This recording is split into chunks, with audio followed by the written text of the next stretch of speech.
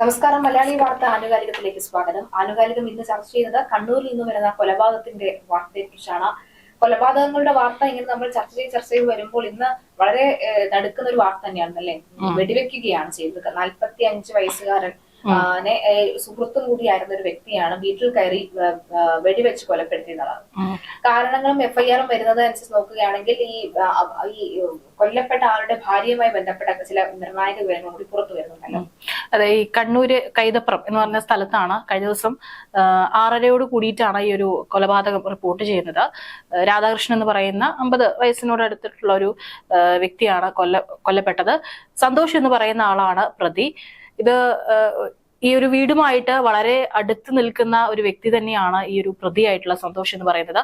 അതായത് ഈ രാധാകൃഷ്ണന്റെ ഭാര്യയുമായിട്ട് സൗഹൃദം, അതായത് ഇവർ ഒരുമിച്ച് പഠിച്ചതാണ്, ക്ലാസ്മേറ്റ്സ് ആണ്. അപ്പോൾ ഈ ഒരു സൗഹൃദം അത് തന്നെയാണ് ഇവിടെ ഒരു കൊലപാതകത്തിലേക്ക് നയിക്കുന്ന കാരണമായിട്ട് പ്രാഥമിക നിഗമനത്തിലടക്കം പോലീസ് പറഞ്ഞിട്ടുള്ളത്. ഇവരുടെ ഒരു വീട്, രാധാകൃഷ്ണന്റെ ഭാര്യയുടെ അമ്മയ്ക്ക് വേണ്ടിയിട്ട് ഒരു വീട് പണിയുന്നുണ്ട്, നാട്ടിൽ തന്നെയാണ് ഒരു വീട് പണിയുന്നുണ്ട്. അപ്പോൾ ഈ ഒരു വീടിന്റെ പണിയൊക്കെ സന്തോഷിനെയാണ്, ഭാര്യയുടെ സുഹൃത്താണ് എന്നുള്ള നിലയിൽ സന്തോഷിനെയാണ് ഏൽപ്പിച്ചിട്ടുണ്ടായിരുന്നത്. അങ്ങനെ കുഴപ്പമൊന്നുമില്ലാതെ പോകുന്ന ഒരു കുടുംബം. പക്ഷെ അത് പിന്നീട് ഈ ഒരു തമ്മിലുള്ള ഒരു സൗഹൃദം പിന്നീട് അത് രാധാകൃഷ്ണൻ അതെ അവരുടെ ബന്ധത്തെ മുഴുവൻ ശിഥിലമാക്കുന്ന രീതിയിലേക്ക് കാര്യങ്ങൾ എത്തുമായിരുന്നു. അപ്പോൾ പലപ്പോഴും ഇതിന്റെ പേരിൽ ഈ കുടുംബത്തിൽ തർക്കങ്ങൾ ഉണ്ടായിട്ടുണ്ട്, പ്രശ്നങ്ങൾ ഉണ്ടായിട്ടുണ്ട്. അതീ പറയുന്ന ഭാര്യ സന്തോഷിനോട് പറഞ്ഞു കാണണം.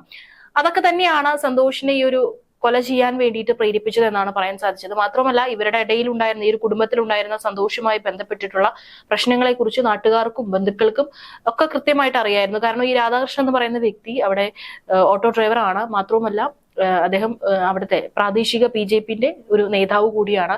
അപ്പോൾ പലപ്പോഴും ഈ പ്രശ്നം വഷളായപ്പോൾ ബന്ധുക്കളും അതുപോലെ തന്നെ ഈ പാർട്ടി പ്രവർത്തകരൊക്കെ, അത് നമ്മൾ ചിലയിടത്ത് കാണുന്ന ഒരു സംഭവമാണ്, അവരൊക്കെ കൂടി ചേർന്ന് ഇടപെട്ട് അതൊരു മധ്യസ്ഥത വഹിച്ച് പ്രശ്നം പരിഹരിച്ച് വിടുകയായിരുന്നു.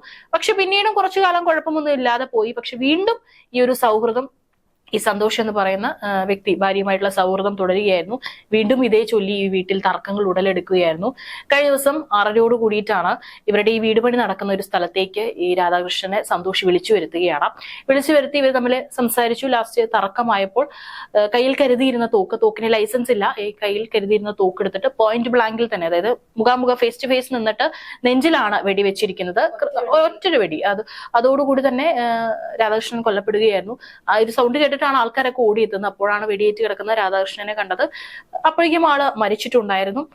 ഏതായാലും ഈ ഒരു സൗഹൃദം തന്നെയാണ്, അല്ലെങ്കിൽ മറ്റെന്തെങ്കിലും ബന്ധമുണ്ടോ എന്നുള്ള കാര്യങ്ങളൊന്നും തന്നെ നമുക്കറിയില്ല. കാരണം അത് പറയാനുള്ള കാരണം എന്ന് പറയുന്നത്, ഈ ഒരു കൊല ചെയ്യുന്നതിന് മുൻപ് സന്തോഷ് എന്ന് പറയുന്ന വ്യക്തി സോഷ്യൽ മീഡിയ പേജുകളിൽ കുറച്ച് പോസ്റ്റ് പങ്കുവച്ചിട്ടുണ്ട്. അത് തന്നെയാണ് കാരണം ഈ ഒരു സംശയം ഉടലെടുക്കാനുള്ള കാരണം. അപ്പോ ഈ ഒരു പോസ്റ്റിൽ നിന്നൊക്കെ അതൊരു വെല്ലുവിളിയാണ്, ഒരു ഭീഷണി സന്ദേശം തന്നെയാണ്. പക്ഷെ ഈ ഒരു പോസ്റ്റ് ആ സമയത്തൊക്കെ ആൾക്കാർ കണ്ടപ്പോൾ അവർക്ക് അത് എന്താണെന്ന് മനസ്സിലായില്ല. ഒരു ഭീഷണി സന്ദേശമാണ് എന്നുള്ളത് മനസ്സിലായി. പക്ഷെ ഈ രാധാകൃഷ്ണനെ കൊല ചെയ്യാൻ പോകുന്നതിന് മുൻപുള്ള, അല്ലെങ്കിൽ അത്തരത്തിലേക്ക് നയിക്കുന്ന ഒരു തരത്തിലുള്ള ഒരു വെല്ലുവിളിയാണ് എന്നുള്ളത് ആർക്കും മനസ്സിലായില്ല. അപ്പോൾ ഒരു 3 പോസ്റ്റാണ് പങ്കുവച്ചിട്ടുള്ളത്. അതിൽ ആദ്യം പങ്കുവച്ചൊരു പോസ്റ്റ്, അത് ഒരു തോക്ക് പിടിച്ച് നിൽക്കുന്ന, ഈ ഒരു തോക്ക് ഉപയോഗിച്ചാണോ കൊല ചെയ്തിരിക്കുന്നത് എന്നുള്ള കാര്യങ്ങളൊന്നും അറിയില്ല. ഒരു തോക്ക് പിടിച്ചിട്ട് അത് ഇങ്ങനെ പിടിച്ചുകൊണ്ട് നിൽക്കുന്ന ഒരു പോസ്റ്റാണ്. അതിന് താഴെ വെച്ചിട്ടുള്ള ഒരു കമന്റ് കുറിപ്പ്, കൊള്ളിക്കുക എന്നതാണ് ടാസ്ക്, കൊള്ളിക്കും എന്നത് ഉറപ്പ് എന്ന അടിക്കുറിപ്പോടെയാണ് ഒരു പോസ്റ്റ് പങ്കുവച്ചിരിക്കുന്നത്. അതായത് കൊല്ലുമെന്ന് പറഞ്ഞുകൊണ്ട് തന്നെയാണ് ആ ഒരു ഭീഷണി. അതെ, ഭീഷണിപ്പെടുത്തിയിട്ടും ആരും ശ്രദ്ധിച്ചില്ല. ഈ ഒരു മരണവാർത്ത പുറത്തു വന്നപ്പോഴാണ് എല്ലാവരും ഇത്തരത്തിലൊരു പോസ്റ്റ് ഇട്ടിരുന്നല്ലോ എന്നുള്ള കാര്യം എല്ലാവരും ഓർക്കുന്നത് പോലും. അതിനുശേഷം വീണ്ടും ഒരു പോസ്റ്റ് പങ്കുവച്ചിട്ടുണ്ട്. അതിൽ ഇതാണ് നമുക്ക് ഈ ഒരു ബന്ധം ഏത് തരത്തിലുള്ള ബന്ധമാണെന്നൊരു ചില സംശയങ്ങൾക്കുള്ള കാരണം. അതിൽ പറഞ്ഞിരിക്കുന്നത്, നിന്നോട് ഞാൻ പറഞ്ഞതല്ലേടാ എന്റെ പെണ്ണിനെ ഒന്നും ചെയ്യരുതെന്ന്. അത് കഴിഞ്ഞിട്ടൊരു വാക്ക് പറയുന്നുണ്ട്, അത് നമുക്ക് പറയാനായിട്ട് സാധിക്കില്ല.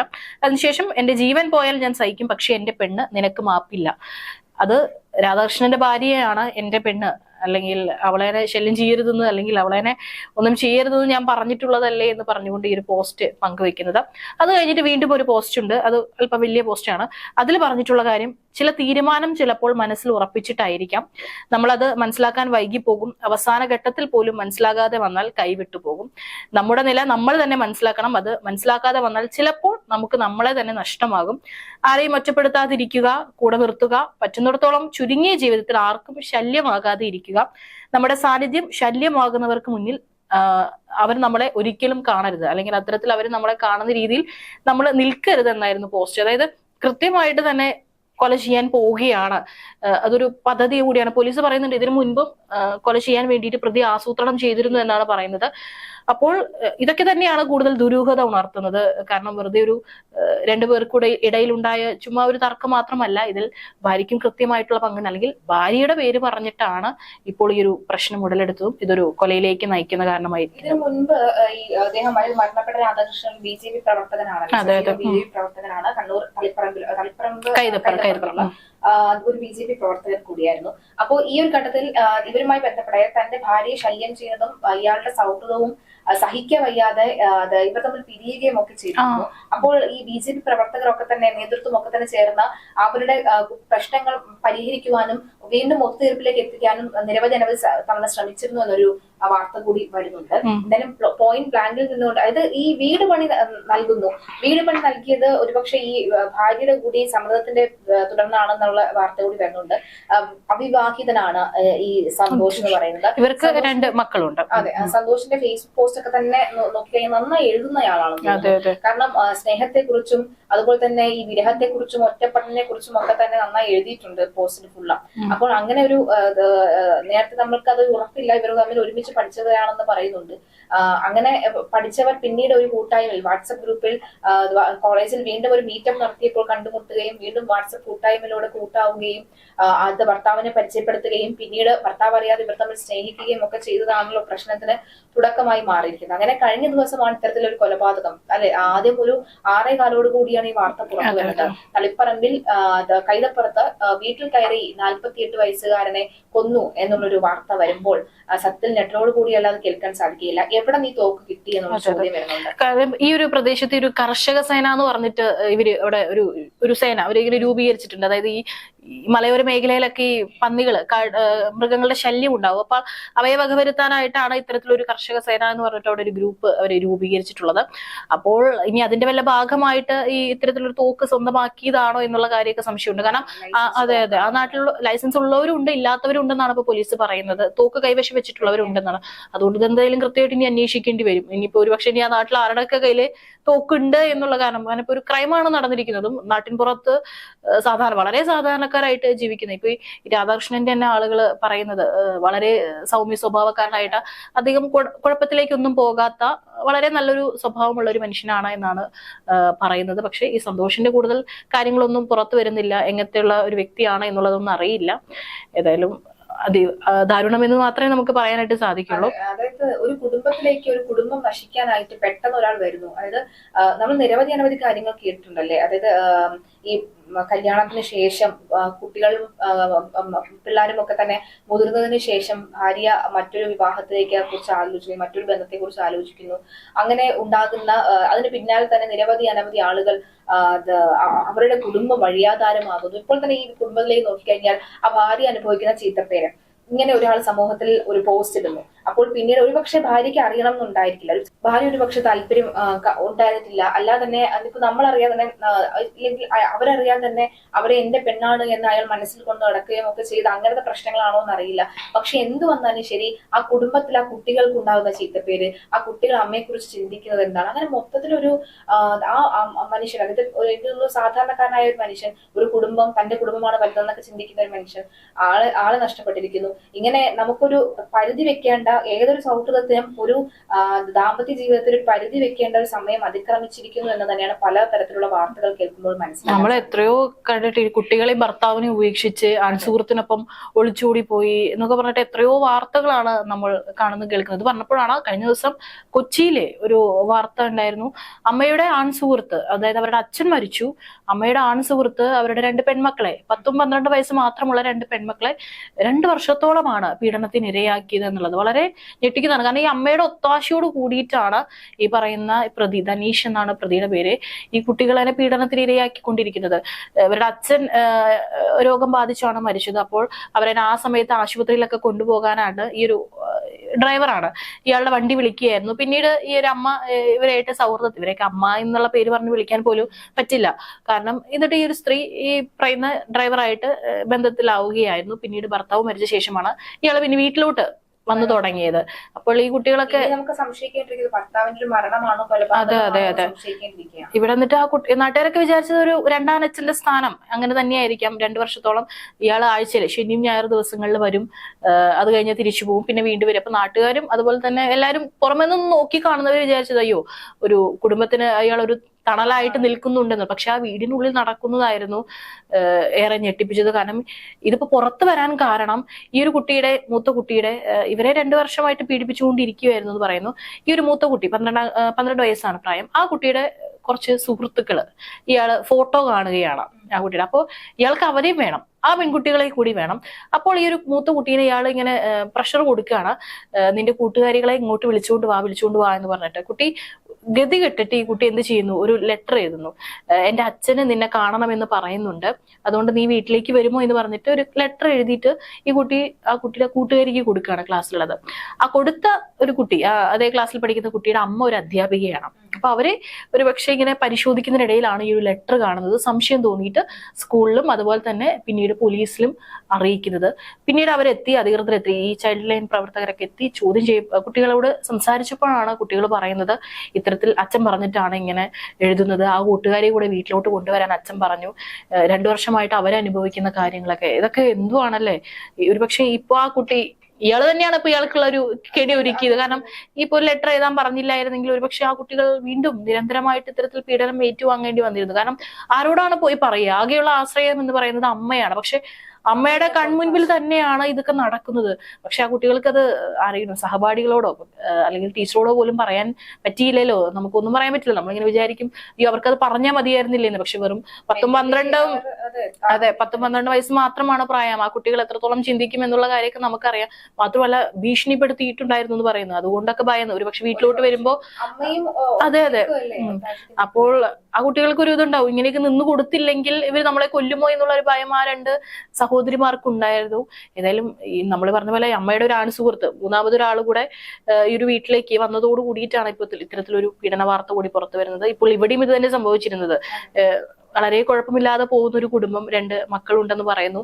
അതിനിടയിലാണ് ഇപ്പോൾ ഒരു സുഹൃത്ത് വന്നത്. ശ്രീജ പറഞ്ഞതുപോലെ എല്ലാ ബന്ധത്തിലാണെങ്കിലും നമ്മളൊരു സൗഹൃദങ്ങളൊക്കെ നല്ലത് തന്നെയാണ്, സൗഹൃദങ്ങൾ വേണം നമുക്ക്. പക്ഷെ സൗഹൃദങ്ങൾ വേണം, കാരണം പക്ഷെ ഒരു ഹെൽത്തി ആയിട്ടുള്ള അതുപോലെ തന്നെ ഒരു ബൗണ്ടറി നമ്മൾ തന്നെ വെക്കുക. അത് നമ്മൾ വെക്കുന്നിടത്താണ് കാര്യം. ഇതിനപ്പുറം നമ്മുടെ ഒരു കുടുംബ കാര്യങ്ങളിലോട്ടാണെങ്കിലും അല്ലെങ്കിൽ നമ്മുടെ സ്വകാര്യ കാര്യങ്ങളിലേക്കാണെങ്കിലും കടക്കരുത്. അങ്ങനെ തന്നെ ഒരു ബൗണ്ടറി വെക്കണം. അതിപ്പോ അങ്ങനെ ഒരു ബൗണ്ടറി വെക്കുമ്പോൾ പലരും പോകാം. അതെ, ഒരു നമ്മളിങ്ങനെ വയ്ക്കുമ്പോൾ എന്തിനാണ് അങ്ങനെയൊക്കെ ഒരു ബന്ധത്തിൽ നമ്മൾ എന്തിനാ നിൽക്കണം പലരും പോകാം. പക്ഷെ അതും കഴിഞ്ഞ് നിൽക്കുന്ന ഒരുപാട് ആൾക്കാരുണ്ട്. ഇപ്പൊ നമുക്ക് ഒരുപാട് സൗഹൃദങ്ങളൊന്നും വേണമെന്നില്ല, വളരെ വിരലിൽ എണ്ണാവുന്ന സൗഹൃദങ്ങൾ മാത്രം മതി. കാരണം ഇന്നത്തെ കാലം അതാണ്. പലരും പറയുന്ന ന്യായീകരണം ഭർത്താവിന്റെ സ്വഭാവം അങ്ങനെയായിരുന്നു അല്ലെങ്കിൽ ഭാര്യയുടെ സ്വഭാവം ഇങ്ങനെയായിരുന്നു, അതുകൊണ്ട് എനിക്കൊരു താങ്ങിന്റെയും തണലിന്റെയും ആവശ്യമുണ്ടായിരുന്നു, ഒരല്പം സ്നേഹം എനിക്ക് ഇവിടെ കിട്ടിയപ്പോൾ ഞാൻ അങ്ങോട്ടേക്ക് പോയി. അങ്ങനെ പറയണമെങ്കിൽ ഇവിടെ അത് ഒഴിവാക്കിയിട്ട് പോകാമായിരുന്നല്ലോ എന്നുള്ളതാണ്. ചതി വഞ്ചന എന്ന് പറയുന്നത് നമ്മൾ ചതിയും വഞ്ചനയ്ക്കും അപ്പുറം ഒരു വ്യക്തിയെ എന്തിനാണ് നമ്മൾ പറഞ്ഞു പറ്റിക്കുന്നത് അല്ലേ? വ്യക്തിയെ പറഞ്ഞു പറ്റിക്കുന്നു. അതുപോലെ തന്നെ ആ കുടുംബത്തിലെ ആ കുട്ടികളെ എന്തിനാണ് ഇങ്ങനെ ചെയ്യുന്നത് എന്നാണ് മനസ്സിലാകാത്തത്. വേണ്ട, ഒരു ബന്ധത്തിൽ നിന്ന് വേണ്ട എന്ന് പറഞ്ഞ് ഇറങ്ങിപ്പോകാനുള്ള സ്വാതന്ത്ര്യം കൊടുത്തു കഴിഞ്ഞാൽ ചെയ്യാവുന്നതേ ഉള്ളൂ. അല്ലാതെ പിന്നെ ഇവിടെ നിന്നും വേണം അവിടെ നിന്നും വേണം എല്ലാം വേണം എന്ന് പറഞ്ഞു നിൽക്കുമ്പോഴാണ് ഇങ്ങനെ ഒരു കൊലപാതകങ്ങൾ പലതും നടക്കുന്നത് എന്നുള്ളതാണ്. എത്ര കണ്ടാലും കേട്ടാൽ നമ്മൾ മലയാളികൾ പഠിക്കില്ല എന്നുള്ളത്. മലയാളികൾ മാത്രമല്ല, കഴിഞ്ഞ ദിവസം UP എന്ന് പറയുന്നത് എന്താണ്, ഒരു IPS ഉദ്യോഗസ്ഥൻ അദ്ദേഹത്തെ കൊന്ന് വീപ്പയിലാക്കിയാണ് വെച്ചത്. ഭാര്യയും ഭാര്യയുടെ കാമുകനും കൂടി ചേർന്നു. അതിന്റെ ഞെട്ടിപ്പിക്കുന്ന ഇത് ഇപ്പോൾ മാത്രമല്ല, നമ്മളിപ്പോ കഴിഞ്ഞ ദിവസം ഒരു ഒരു ചർച്ചയിൽ ഡിസ്കസ് ചെയ്തപ്പോൾ അതിന്റെ താഴെ വന്ന കമന്റ് ആണ്, ഇത് ഇപ്പോഴൊന്നും അല്ല, ഇതിന് മുൻപും ഇങ്ങനെയൊക്കെ തന്നെ സംഭവിച്ചിട്ടുണ്ട്. അതായത് മറ്റേ ഇതായിരുന്നു, പെൺകുട്ടി 23 വയസ്സുകാരിയായ യുവതി 12 വയസ്സുകാരിയെ ഉപദ്രവിച്ച നമ്മൾ ചർച്ച ചെയ്തപ്പോഴാണ് അതിന്റെ താഴെ വന്ന കമന്റ്. ഇതിപ്പോഴെന്നല്ല, പണ്ടേ ഉണ്ട്, പണ്ട് മുതലേ ഈ ഇത്തരം കാര്യങ്ങളുണ്ട്. പക്ഷെ ഇപ്പോഴാണ് കൂടുതൽ വാർത്തകൾ വരുന്നത്. നമ്മൾ ഇപ്പൊ ഒരു കാര്യം ശ്രദ്ധിച്ചു, നമ്മളിപ്പോ കുറെ ക്രൈംസ് വരുമ്പോൾ അതിലൊക്കെ തന്നെ 2K കുട്ടികൾ, അപ്പൊ അവർക്കെതിരെ ഒരു ഹെയ്റ്റ് ക്യാമ്പയിൻ നടക്കുന്നുണ്ടായിരുന്നു. കാരണം കുട്ടികൾ ഇന്ന് ഭയങ്കര രീതിയിൽ ഇത്തരത്തിലുള്ള കാര്യങ്ങളിൽ ഏർപ്പെടുന്നു. അപ്പോൾ കുറെ നമ്മൾ 90s ആണെങ്കിൽ 80s ആയിട്ടുള്ള ആളുകളൊക്കെ താഴെ പോയി കമന്റ് ചെയ്യുന്നുണ്ടായിരുന്നു, ഓ ഭാഗ്യം നമ്മുടെ കുട്ടികളൊക്കെ ഇതിൽ ജനിക്കാതിരുന്നത്, അതൊക്കെ ഞങ്ങൾ 90s കണ്ടുപിടിക്കുക, 80s കണ്ടുപിടിക്കുന്നത്, ഏത് കാലഘട്ടം ആണെങ്കിലും അവിടെയൊക്കെ അതൊക്കെ സംഭവിക്കുന്നുണ്ട്. 90s ഈ കുട്ടികളുടെ അച്ഛനമ്മ 90s കിഡ്സ് ആണ്, 80s കിഡ്സ് ആണ്. അവർ നേരെ അത് ഒരു കുട്ടി ഒരു കുടുംബത്തിൽ നിന്ന് മോശമായി പോയി കഴിഞ്ഞാൽ അച്ഛനും അമ്മയ്ക്ക് യാതൊരുവിധ ഉത്തരവാദിത്വം ഇല്ലെന്ന് പറഞ്ഞാൽ കൈയൊഴിയാൻ പറ്റില്ല. ഒരു കുട്ടിയെ വളർത്തുന്നുണ്ടെങ്കിൽ അവൻ ജനിച്ചിട്ടുണ്ടെങ്കിൽ അതിനെ പൂർണ്ണമായി നല്ല രീതിയിൽ വളർത്താൻ അവന്റെ അച്ഛനും അമ്മയ്ക്കും കഴിയണം. അല്ലെങ്കിൽ പിന്നെ കുഞ്ഞിനെ ജനിപ്പിക്കുന്നത് എന്തിനാന്ന് പലരും ചോദിക്കുന്നുണ്ട്. ചിലരുണ്ട് കുഞ്ഞിനെ ജനിപ്പിച്ച വഴിയെ ഉപേക്ഷിച്ചു പോകുന്ന ചിലവർ. അങ്ങനെയൊക്കെ തന്നെ ഉള്ള ആൾക്കാർ നമ്മുടെ ചുറ്റുമുള്ളത്. ഇവിടെ ഇപ്പൊ 90s 80s 2K എന്നൊന്നും ഇല്ല, എല്ലാ കാലഘട്ടത്തിലും ക്രൈം നടക്കുന്നുണ്ട്. പിന്നെ ഇപ്പോൾ ഒരു വ്യത്യാസം എന്ന് പറയുന്നത് ഇപ്പൊ ഇച്ചിരി കൂടെ മീഡിയാസ് ഇച്ചിരി കൂടെ കൂടുതലുണ്ട്. അതുകൊണ്ട് തന്നെ ആളുകളിലേക്ക് അത് പെട്ടെന്ന് എത്തുന്നുണ്ട്, വളരെ പെട്ടെന്ന്. ഇപ്പൊ നമുക്ക് ഈ ചാനൽ വാർത്ത വരുന്നതിന് മുൻപ് ചിലപ്പോൾ ഒരു പക്ഷെ നമുക്ക് സോഷ്യൽ മീഡിയ പേജിലൊക്കെ കൂടുതൽ ഇതിന്റെ ഡീറ്റെയിൽസ് കിട്ടാൻ ഒരുപാടുമില്ല. പക്ഷെ അന്ന് അത് കുറവായിരുന്നു, ഈ പറയുന്ന ഈ മീഡിയ അറ്റൻഷൻ വളരെ കുറവായിരുന്നു. അന്നും നടക്കുന്നുണ്ട്, അന്നും ഇത്തരത്തിലുള്ള മെന്റാലിറ്റി ഉള്ള ആളുകളുണ്ട്. പക്ഷെ എന്നിരുന്നാലും കമ്പയർ ചെയ്യുമ്പോൾ ഇന്നത്തെ കാലത്ത് ഈ മയക്കുമരുന്ന് ഉപയോഗങ്ങളും അത്തരത്തിലുള്ള അതിലേക്ക് കുട്ടികൾ ചെന്ന് പെടുന്നത് അന്ന് വളരെ അധികം കൂടുതലാണെന്ന് പറയാതിരിക്കാൻ വയ്യ. എങ്ങനെയാണ് അച്ഛനെയും അമ്മയും തെറ്റാണെന്ന് പറയാൻ കഴിയുക? അവന് സ്വയമേ ബോധ്യമുണ്ടല്ലോ, ഞാൻ ഉപയോഗിക്കുന്ന ലഹരി ഉപയോഗിക്കരുത് എന്ന് തീരുമാനിക്കാൻ സ്വയമേ ബോധമുണ്ട് വളരെ കുറവാണ്. ഞാനിപ്പോൾ എത്തിപ്പെട്ട കുടുംബം, അല്ലെങ്കിൽ ഞാൻ എന്റെ ചുറ്റുപാട് ഇങ്ങനെ ആയിപ്പോയി, എന്റെ അച്ഛൻ ഒരു കുടിയനാണെന്ന് വിചാരിക്കുക, അച്ഛൻ മദ്യം കഴിക്കുന്ന ഒരാളാണെന്ന് വിചാരിക്കുക. അപ്പോൾ കുട്ടി തീരുമാനിക്കുകയാണ് എന്റെ അച്ഛൻ മദ്യം കഴിക്കുന്നു, എന്റെ അമ്മയും പെങ്ങളും അത് കണ്ട് വിഷമിക്കുകയാണ്, അതുകൊണ്ട് ഞാനും മദ്യം കഴിക്കില്ല എന്ന് തീരുമാനിക്കുന്നത് 100-ൽ എത്ര പേരാണെന്ന് കണ്ടറിയേണ്ടതുണ്ട്. എന്നാൽ ഇപ്പോൾ പറയുന്ന അച്ഛൻ മദ്യപിക്കുന്നു അതുകൊണ്ട് ഞാൻ കഞ്ചാവ് ഉപയോഗിക്കുന്നു, അല്ലെങ്കിൽ ഞാൻ അതുക്കും മേലെ എന്തെങ്കിലും വസ്തുക്കൾ ഉപയോഗിക്കുന്നു എന്ന് തീരുമാനിക്കുന്ന കുട്ടികളാണ് ഇന്നുള്ളത്. അപ്പോൾ അച്ഛനും അമ്മയും കുട്ടികളെ നേർവഴിക്ക് നടത്തേണ്ടതുണ്ട്. അതുപോലെ തന്നെ നമ്മൾ തീരുമാനിക്കണം നമുക്ക് ഏത് സൗഹൃദം തിരഞ്ഞെടുക്കണം. നമ്മുടെ കുടുംബ ബന്ധത്തെ താളം തെറ്റിക്കുന്നതാണെങ്കിൽ ആ ബന്ധത്തെ അവിടെ വെച്ച് കട്ട് ചെയ്യണമെന്നൊക്കെ തന്നെ നമ്മൾ തീരുമാനിക്കണം. ഏതായാലും പറഞ്ഞ പോലെ നമുക്ക് സൗഹൃദങ്ങളൊക്കെ വേണം.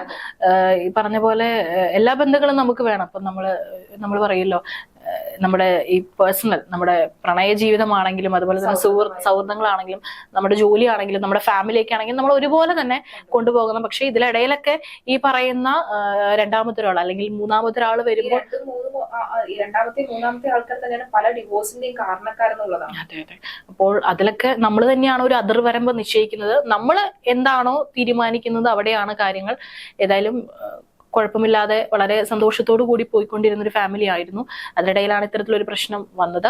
ഏതായാലും ഇനിയിപ്പോൾ പോലീസിന് ഈ തോക്കൊക്കെ എവിടെ നിന്ന് കിട്ടി എന്നുള്ള കാര്യങ്ങളൊക്കെ അന്വേഷിക്കേണ്ടിയിരിക്കുന്നു. മാത്രമല്ല ആ നാട്ടിൽ മറ്റാരെങ്കിലും ഇത്തരത്തിൽ ലൈസൻസ് ഇല്ലാതെ തോക്ക് കൈവശം വെച്ചിട്ടുണ്ടോ എന്നുള്ള കാര്യങ്ങളൊക്കെ തന്നെ പോലീസ് അന്വേഷിക്കുകയാണ്.